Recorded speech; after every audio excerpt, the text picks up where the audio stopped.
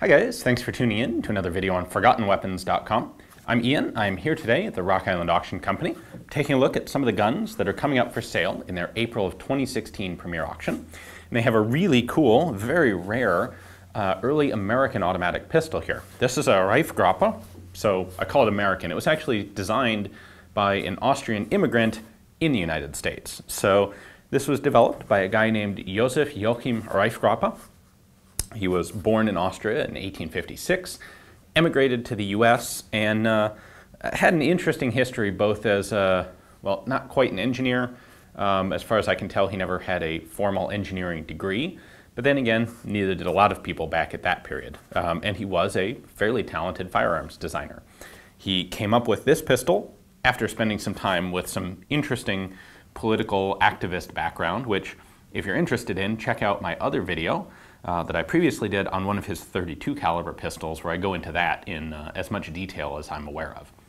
At any rate, his pistols were manufactured by the Union Firearms Company out of Toledo, Ohio. They made this automatic pistol. They also sold an automatic revolver, or a self-cocking revolver, which is a pretty interesting little design. And then they resold some other foreign guns, Lefevre shotguns, I believe, and maybe some others. However, what's really cool is the standard Reifgraber pistol is in .32 caliber, and this one is a prototype .38 caliber, so a little bit bigger. And the cool thing about it is that it actually uses this gas accelerating feature, which is described in the patents for these pistols, but isn't actually used in the standard production .32 pistols. So when we looked at one of those previously, there was this weird conflict of why is this feature listed out and described in the patent when it's not actually used in the pistol. Well, here we have a .38 caliber version where it is used, so that kind of explains why it's in the patent. Now, this is marked as being patented in 1906. The .32 caliber guns were produced in the 1910 to 1912 time frame. There were less than 100 of the .32s actually produced. This .38 has no serial number. And the markings on it are all clearly hand stamped. So it appears that the .38s never went into production. They may have had some functioning problems with them, or they may have decided that a smaller pistol would just sell better and be a little more cost effective. So definitely a rare opportunity to take a look at a .38. So why don't we get right to it? Let's bring the camera back, take this apart, and check out how it works inside. All right, we'll start with a basic comparison. This is a .32 caliber standard Reifgraber, and then this is the .38 caliber. This one is also coming up for sale in this auction, but we're not going to take a detailed look at it because we already checked one out, and we've got the cool, bigger one to take a look at. So the size difference is actually not as great as I would have suspected initially, although the weight difference is more substantial. The .38 caliber is definitely a heavier gun than the .32. In fact, if I overlay these one on the other, you can see that the .38 has a longer grip, a little bit longer receiver, but the actual height of the receiver, the frame here, the size of the trigger guard, is pretty much identical. So let's get into disassembly of this.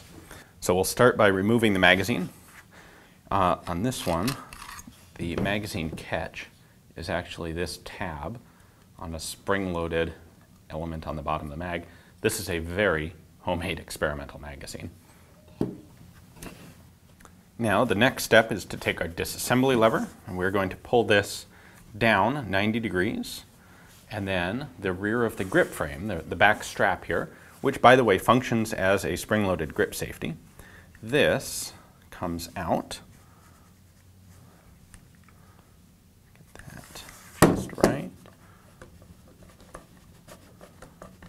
There we go. So one really cool element here is that this back strap is a fully self-contained fire control assembly, kind of like what we would see, 20 or 30 years later in the Tokarev and the Petter 1935A French pistols. We've got the hammer, we've got the springs, we've got the sear right here. So I'm going to hold the hammer here, and then if I press this sear, the hammer falls. So I can actually pull the trigger completely out at this point. Trigger comes out, and all it consists of is this yoke with a crossbar right there. This sits across the fire control group. That crossbar impinges on that sear. Push this back, it pushes this, drops the hammer. So really a very cool, simple, and self-contained fire control system. All right, next up, I have this plug in the back of the frame that needs to come out. You can see a little pinhole or pin there. That's actually the base of the recoil spring, but I don't have to do anything with it. All I have to do is push the barrel just slightly back in and then rotate this plug 45 degrees. There we go.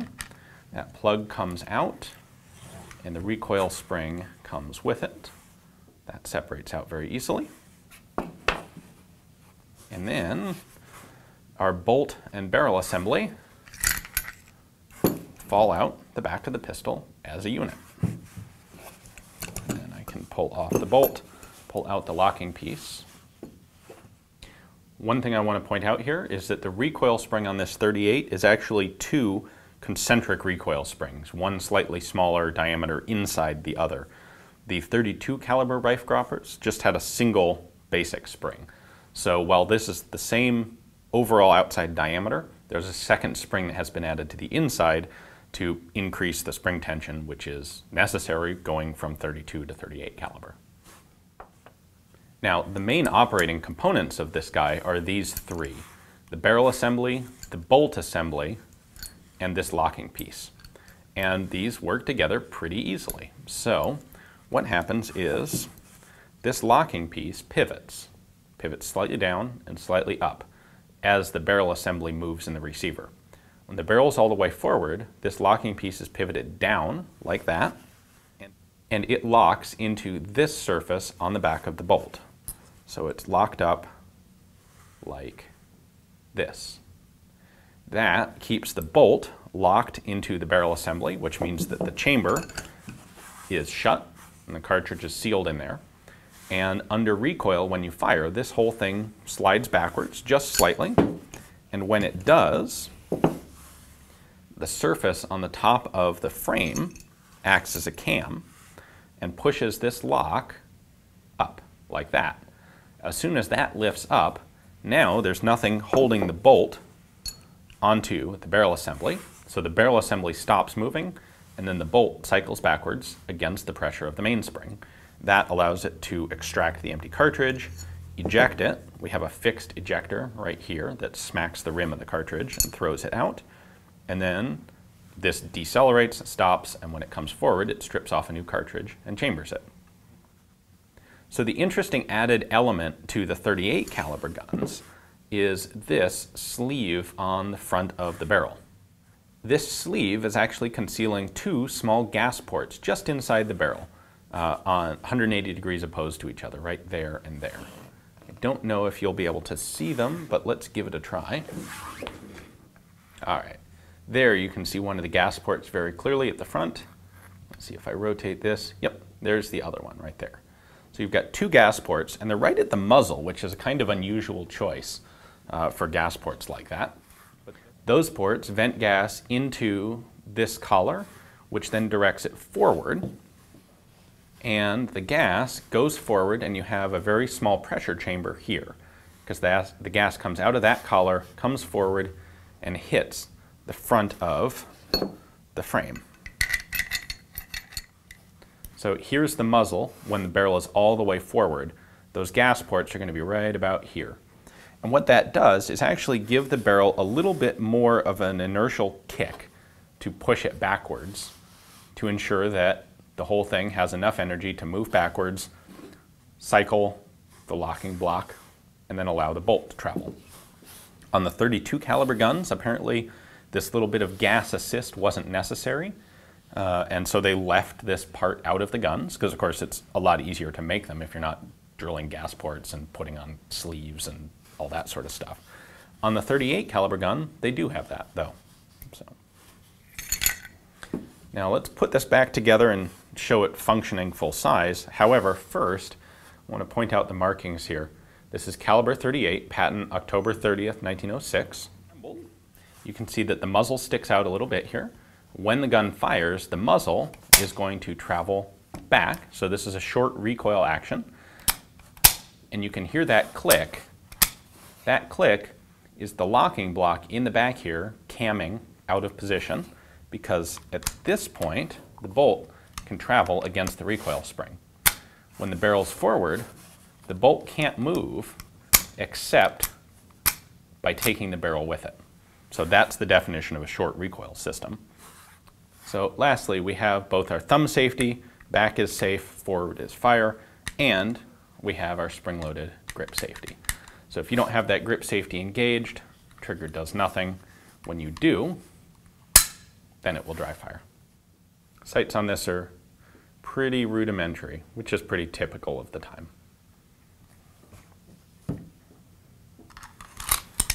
This does lock open on an empty magazine, but it doesn't have a hold open mechanism in the bolt, so when you pull the magazine out, the bolt just drops shut. Now, one last thing, this is caliber 38. There aren't any other markings to describe exactly what 38 caliber cartridge that would be. I'm pretty sure it's 38 Smith & Wesson long, just based on the size of the magazine and the fact that the 32 caliber guns were in 32 Smith & Wesson. The Reifgraber is unusual in that it's an automatic pistol that uses a rimmed revolver cartridge. That's largely because those were all of the popular cartridges at the turn of the century. Automatic pistols really hadn't come into their own yet. With the 32 caliber guns, you could also use 32 Browning, 32 ACP, 7.65 Browning, all different names for the same cartridge. And Reifgraber made a separate magazine that would fit 32 ACP. Now that's a semi-rimmed cartridge, so that it would work basically the same way as a revolver round in the chamber. With the 38 caliber guns, there's no indication that you could also use a second type of cartridge. However, I suspect had this gone into production, it would have gone in as being available in both 38 Smith & Wesson and also 38 ACP, which was the cartridge that was used in the early Browning automatic pistols, the 1900 and the 1902 and the 1903 Hammer.